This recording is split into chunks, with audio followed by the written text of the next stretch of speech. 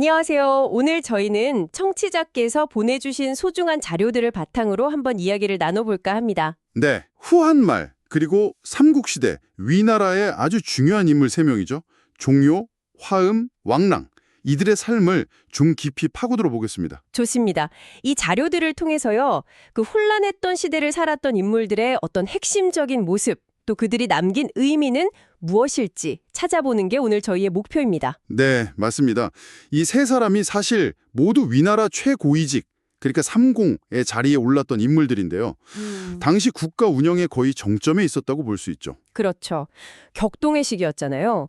이런 때 학자이자 또 관료로서 각자 다른 방식으로 권력 중심부에서 활동했습니다. 그들의 어떤 선택, 또 고민 속에서 중요한 통찰을 발견하는 그런 시간이 될 것 같습니다. 좋습니다. 그럼 먼저 종요부터 한번 살펴볼까요? 네, 자료를 보니까요. 어린 시절에 관상가가 이 종묘한테 귀한 상이다. 그런데 물을 조심해라. 뭐 이런 예언을 했다는 얘기가 있네요. 아, 네. 그 얘기가 있죠. 근데 실제로 다리를 건너다가 물에 빠져서 죽을 뻔했다고 하니까 참 흥미로운 시작이에요. 그렇죠. 뭐 운명인가 싶기도 하고요. 이 사건 때문에 그의 아저씨, 종효라는 분이 그를 더 귀하게 여겨서 학문에만 전념하도록 도왔다고 하네요. 네. 근데 종요의 초기 경력을 보면요. 단순히 뭐 운이 좋았다? 이걸 넘어서는 것 같아요. 그 정치적인 감각이 상당히 뛰어났던 인물입니다. 아, 정치적 감각이요? 네. 예를 들면 그 장안의 실권자였던 이각하고 곽사가 조조의 사자를 의심했었거든요. 돌려보내라고 할 때 종요가 나서서 그들을 설득합니다. 아, 그때요. 네, 조조만이 지금 왕실을 위하는데 그의 충성을 저버리면 안 된다. 미래를 위해 좋지 않다. 이런 논리로 설득해서 결국 조조와 한나라 조정 사이에 아주 중요한 소통 창구를 열어준 거죠. 와, 그건 정말 보통 설득이 아니네요. 당시 그 위태롭던 한 황실하고 또 막 떠오르던 조조 세력 간의 관계를 설정하는 뭐랄까 결정적인 역할을 한 거군요. 그렇죠. 단순히 말 몇 마디 한 게 아니라 판세를 읽고 길을 열어준 겁니다. 또 한나라 황제가 장안 탈출할 때도 종요의 책략이 큰 힘이 되었다는 기록도 있고요. 그렇군요. 그 이후에 관중 지역을 안정시킨 공로도 정말 빼놓을 수가 없죠. 아, 맞습니다. 관중안정. 마등이나 한수 같은 그 지역 군벌들을 설득해서 자제들을 인질로 보내게 하고요. 특히 조조의 최대 위기였던 관도대전 때 말 2천여 피를 보냈다고 하니까. 네, 이천필.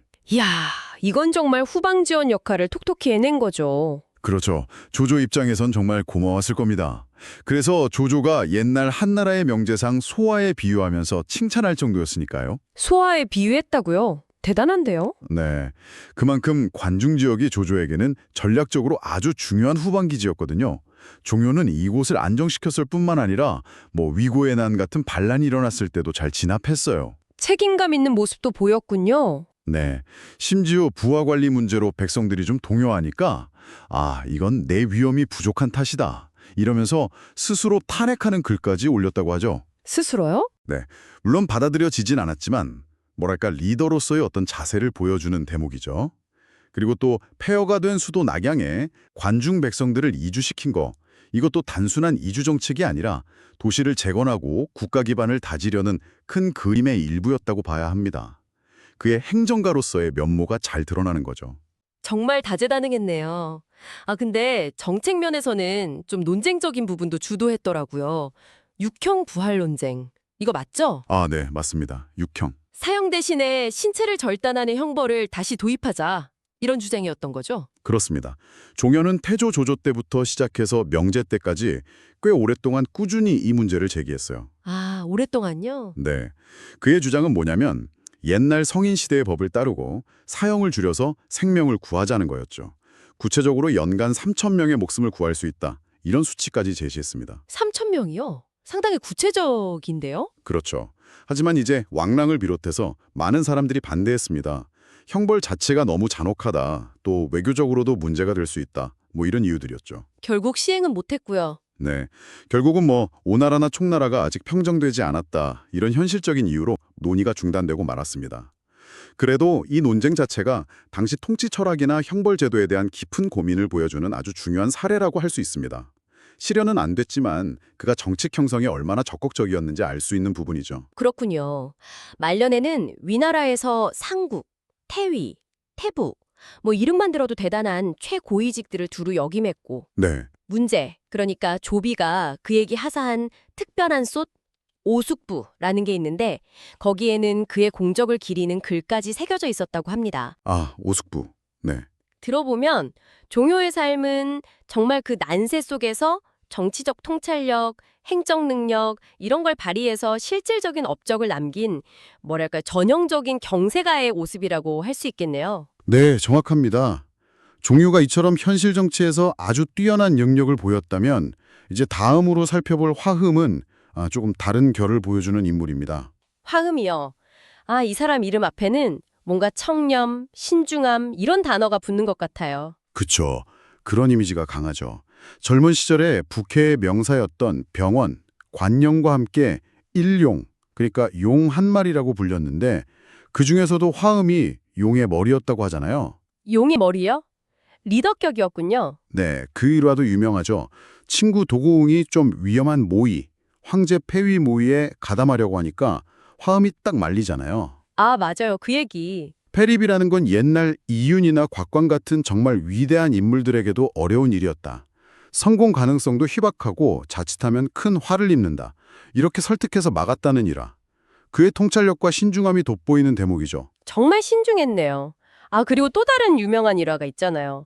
난리를 피해서 같이 도망가던 중에 우물에 빠진 사람 이야기. 아, 네, 그 이야기. 일행들이 그냥 버리고 가려고 하니까 그렇죠. 근데 화음이 나서서 아무리 위험하다고 해도 의를 저버릴 수는 없다면서 구해줬다는 거. 와, 이건 뭐 단순한 동정심 이상인 것 같아요. 위기 상황에서도 원칙과 의로움을 지키려는 그 강한 신념. 맞습니다. 그런 면모가 이후에 예장태수로 부임했을 때도 드러나죠.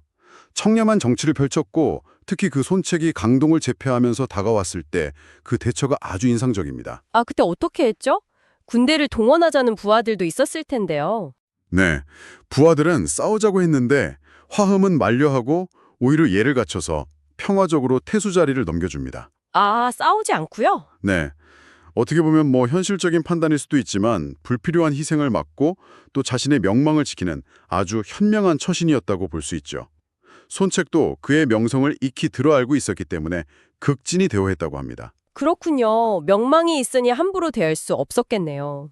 아, 그리고 조조의 부름을 받고 떠날 때의 그 일화는 정말 화음이라는 인물의 정수를 보여주는 것 같아요. 네, 저도 그렇게 생각합니다. 그 선물 반한 이야기 말씀이시죠? 네, 송권이랑 수많은 전송객들이 준 그 어마어마한 선물들 일단 다 받았는데 떠나는 날에 재물이 너무 많으면 오히려 해가 될 수 있다. 이런 명분으로 전부 원래 주인들에게 돌려주도록 조치했다는 거. 그렇죠. 이게 단순히 뭐 나는 청렴하다 이렇게 과시하는 걸 넘어서는 의미가 있습니다. 어떤 의미죠? 당시의 혼란한 시대에는 명망이라는 게 큰 자산이지만 동시에 시기와 질투의 대상이 될 수도 있거든요. 이런 막대한 재물을 받았다가 괜한 정치적 오해나 공격에 빌미를 줄 수 있으니까 그걸 사전에 차단하는 아주 고도의 처세술이라고도 볼 수 있는 거죠. 와, 그렇군요. 그냥 청렴하게만 한 게 아니라 굉장히 지혜로웠네요. 네, 그런 면모가 있죠. 위나라 건국 후에 상국이나 사도 같은 최고위직에 오르면서도 그 청빈함은 변치 않았다고 하죠. 복록이나 하삭품도 다 주변에 나눠주고 집에는 재산을 쌓아두지 않았다는 기록이 있다면서요. 네, 그렇습니다. 그리고 또 죄인의 가족이었던 연호비들을 하사받았을 때가 있었는데 다른 대신들은 그냥 부렸지만 화흠은 혼자 그들을 풀어주고 시집까지 보내줬다는 이야기도 전해집니다. 인간적인 면모도 엿볼 수 있죠. 참 대단한 인물이네요. 근데 또 흥미로운 점이 있더라고요. 조비가 선양을 통해서 황제가 됐을 때 이야기인데요. 아, 네. 그때 화흠과 진군의 반응이 좀 달랐죠. 맞아요. 다른 신하들은 막 기뻐하는데 화음하고 진군만 표정이 그냥 평소랑 똑같으니까 조비가 이상하게 생각했다는 거 아니에요? 그렇죠. 그래서 조비가 물어봤는데 그때 진군의 대답이 정말 걸작입니다. 뭐라고 했는데요? 저와 상국 화흠은 본래 한나라의 신하였기 때문에 마음속으로는 기쁘지만 예의상 겉으로 드러내기가 좀 어려웠습니다.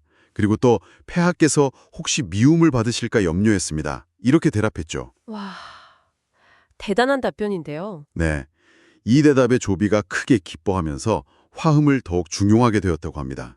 이게 단순히 뭐 표정 관리를 잘했다 이걸 넘어서서 새로운 왕조가 들어설 때 그 정통성 문제라든가 또 옛 신하들의 복잡한 심경 같은 걸 아주 함축적으로 보여주는 장면이라고 할 수 있습니다. 그렇군요. 정말 깊은 의미가 담겨 있었네요. 자, 그럼 이제 마지막 인물 왕랑으로 넘어가 볼까요?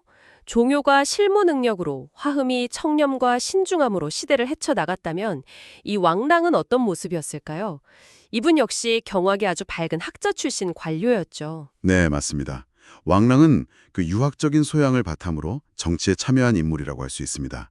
서주자사 도겸 밑에 있을 때 천자에게 사자를 보내서 충성을 보여야 한다고 도겸을 설득해요. 아, 도겸을요? 네, 그래서 도겸이 조정으로부터 인정을 받게 되고 그 덕분에 왕랑 자신도 회계태수로 임명되는 계기를 마련하게 됩니다. 자신의 길을 스스로 개척했군요. 그렇죠.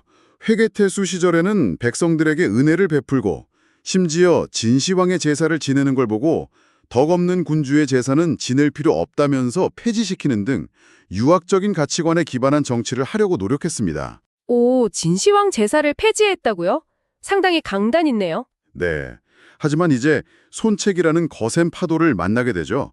결국 손책의 공격을 받아서 패배하고 사로잡히는 시련을 겪습니다. 아, 손책에게 패했군요. 네. 이때 손책에게 보낸 글이 좀 인상적인데요.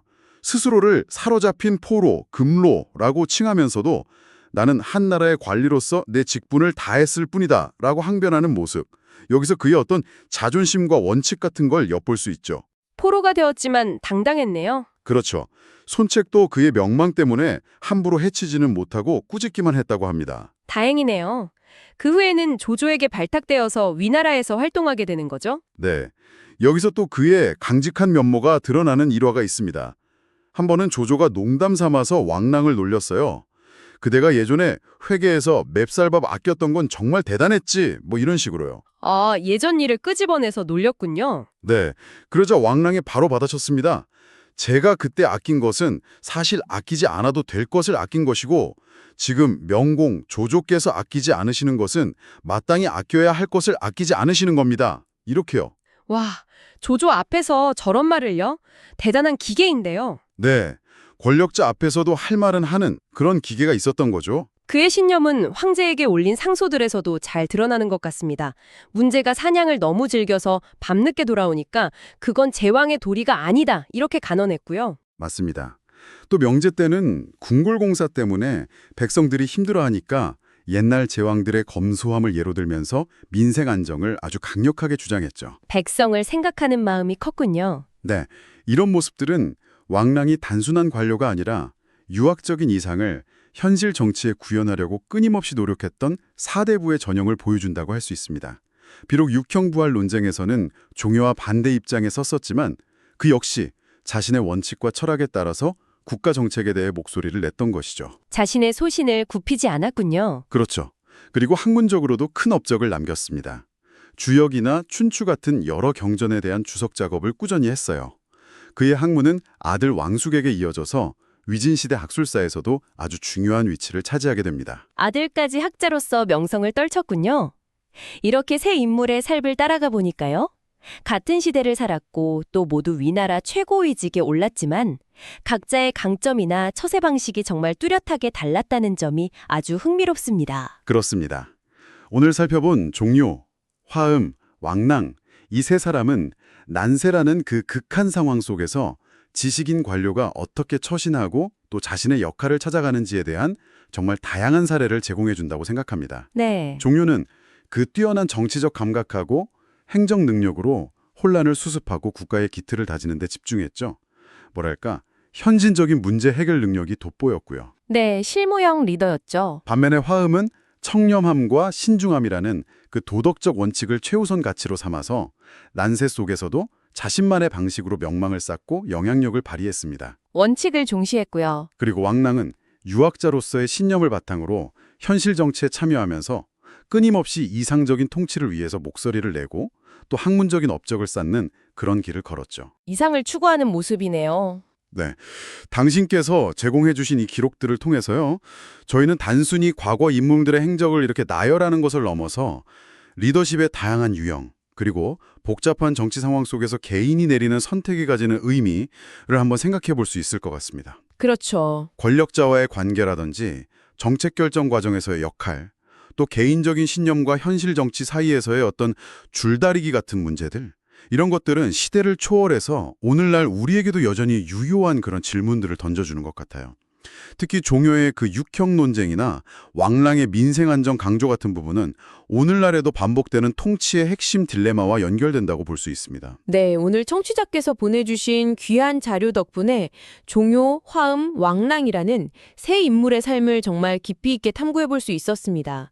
한나라에서 위나라로 넘어가는 그 격동의 시대를 이들의 눈을 통해서 조금이나마 엿볼 수 있었던 의미 있는 시간이었네요. 네. 그런데 이 자료들이 그들의 공적이나 미덕을 잘 기록하고 있지만 동시에 그 기록 뒤에 숨겨진 복잡성, 그리고 때로는 좀 모순적인 평가들도 존재한다는 점을 한번 생각해 볼 필요가 있습니다. 아, 모순적인 평가요? 예를 들면 왕랑의 아들 왕숙에 대해서 윗사람은 잘 섬겼지만 아랫사람의 아첨을 좋아했다거나, 혹은 재물을 아꼈지만 금전에 아주 깨끗하지만은 않았다. 뭐 이런 식의 평가가 남아있거든요. 아, 그런 평가도 있군요. 네, 그래서 우리가 접하는 이런 역사 기록이라는 것이 과연 한 인물의 진정한 모습이나 동기를 얼마나 온전히 담아낼 수 있을까? 이런 질문을 던져보게 됩니다. 기록된 행동, 그 너머에 있는 진실에 대해서 한 번쯤 질문을 던져보시는 것은 어떨까요? 이것으로 오늘 저희의 탐구를 마치겠습니다.